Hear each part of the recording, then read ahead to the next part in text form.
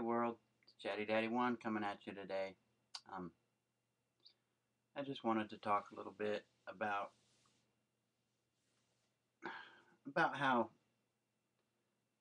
Hollywood and television and all that um, really pushing the whole thing to making our children distrust us and um, not heed to our counsel, and they really make the parents look like asses um, in a lot of shows. Um, the attack on the family is just sickening to me. I mean, this country was founded upon the family. Our families are where we get our strengths from. I mean, the more you have in your family, the better off you are. The more people you have to turn to, especially in times of crisis. Um, who's there for you most of the time when bad stuff happens? I mean, if you get thrown in jail or something like that, break down on the side of the road, stuff like that, your parents is who you call, or your close friend, or your significant other to help. Well, there's a great attack on mom and dad, or just mom, or just dad. That's making mom or dad, or both mom and dad, look like they're imbeciles, they're unsuccessful, they don't know what they're talking about. And the kids are the knowledgeable ones. The kids are the ones teaching them. Parents. The kids are the ones setting the parents straight and saying, "No, you're wrong. Look at this, and look at how this is. This is the for real."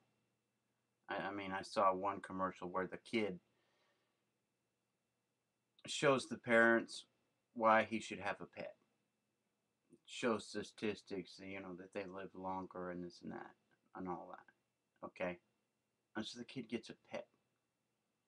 I mean, it's a cute little commercial and all, but it's an assault on the authority of the parents. And when mom and dad say no, it should mean no. It shouldn't mean it's open for discussion. And there's nothing wrong with a child injecting his reasons for wanting to do something or for not wanting to do something. But we as parents should know, um, in our wisdom of life, the reality of things and whether things are going to be viable or not in our lives in the situations that we're placed in. Okay, so the kid shows the parents basically, and it ends up basically the mom is basically the head of the family in this thing. And that's another thing that I've noticed, that dad has been put on the back burner. Dad has been made to be a, an ornament, a leashed by the wife. The women have been elevated and the men have been demoted. Um, and I'm not saying anything bad about women or anything. I mean, my wife, I love her. She's a wonderful person. And there's many women that are wonderful people. But for thousands of years, the man is supposed to be the head of the household. And men, if you're not the head of your household, then you need to sit down and have a talk with your wife. If you're not taking care of your husbandly responsibilities. You need to start doing so and need to start stepping it up. Let's do better here than just sit down and watch football all the time and watch the game and let mom do all the parenting, all the work, all the hard stuff. Let's step it up, dads. Um, because I've seen a lot of that. A lot of that where dad just wants to continue hunting, fishing, playing, while mom is stuck with all the crap. Okay, mom's stuck with the kids, the responsibilities, getting them all the places. Okay, this is one attack on the family. The other is through our children telling us how wrong we are and how stupid we are and how uneducated we are. Um, my son is always trying to educate me. And I listen to him and I say, that's good that you've learned that, buddy. I knew that already. And I don't stop him and shut him down. But I just say, I say, thank you for sharing that. And that's something that I already knew. Or I correct him and say, no, that's not the truth. When he comes home and tells me that China is so much better than the United States because they have this and they have that, or that you know what I'm talking about. But anyway, the family is under attack, and they have been for some time now. And like I say, Dad has been demoted to number 2, or maybe number 3. Dad is now considered one of the children almost in the situation. And in this one commercial that I'm talking about, the dad comes up to the wife next and is explaining to her why he should be able to go golfing on Sunday and the statistics of he's being happier of a husband and all this crap. Okay? We need to be parents. We need to be responsible. We need to be fathers. We need to be dads. And if you're sitting around drinking beer, watching football all the time, letting mom do all the work, then you're not fulfilling your duty as a father and as a dad. And you will be held accountable for that from God. Um, our Heavenly Father is a perfect example. I mean, we don't tell Him what to do. He allows us to do things and gives us advice. The Bible is nothing more than a huge book of instructions about life and about the ways you can get ahead or fall behind in life. So we have it outlined for us on how we can be best in society, how we can best ourselves, how we can be a light to our children instead of an embarrassment, instead of, you know, it's a shame that it's a shame. It really is a shame that the kids are really thinking that the parents are stupid and don't know what they're talking about. And the kids are way smarter than the parents and all that, okay?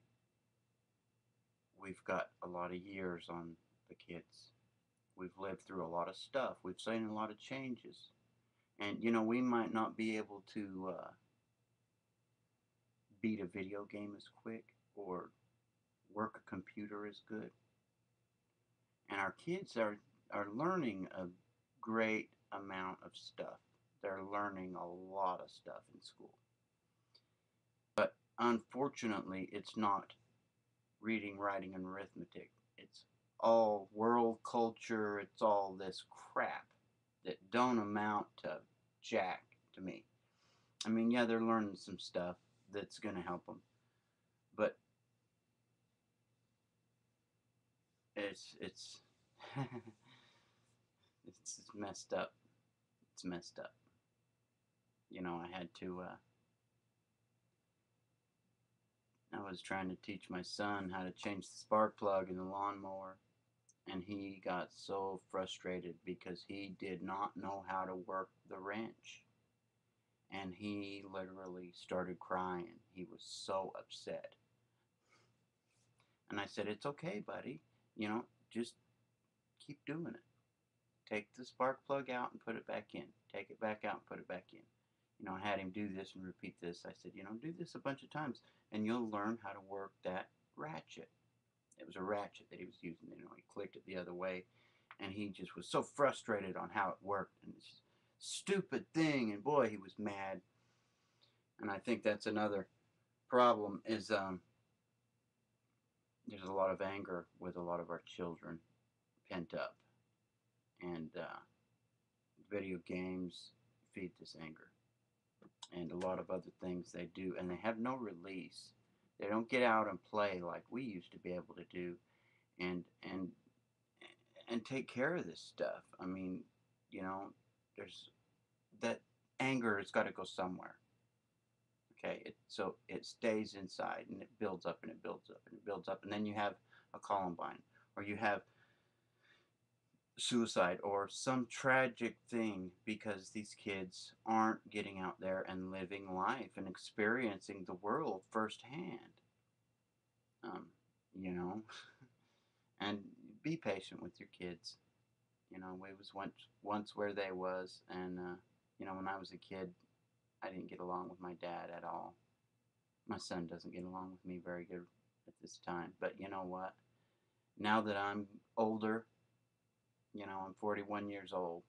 Every day I sit and look back and I say, and I'm amazed, I'm blown away, and I just think, how did my dad accomplish the things that he did?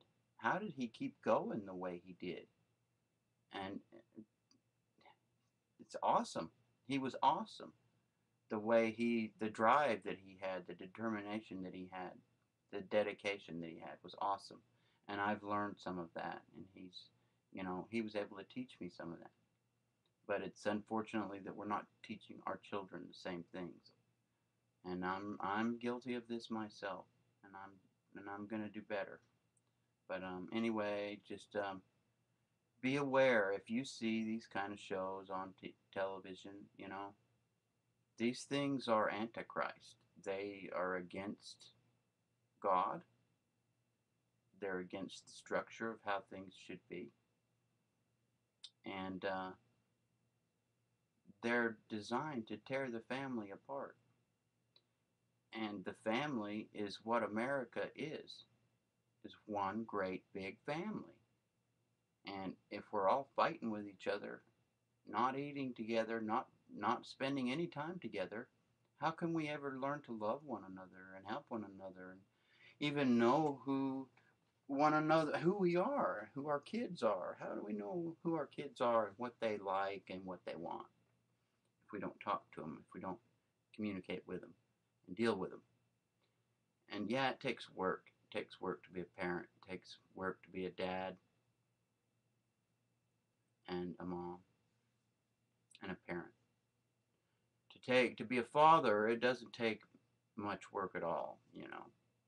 5 minutes, 3 minutes, 2 minutes sometimes, some guys. But to be a dad, it takes a lot of work. So let's be dads.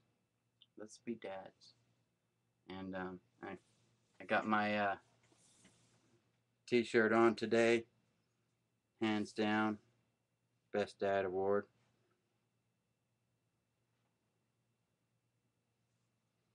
And yeah, those are my son's handprints.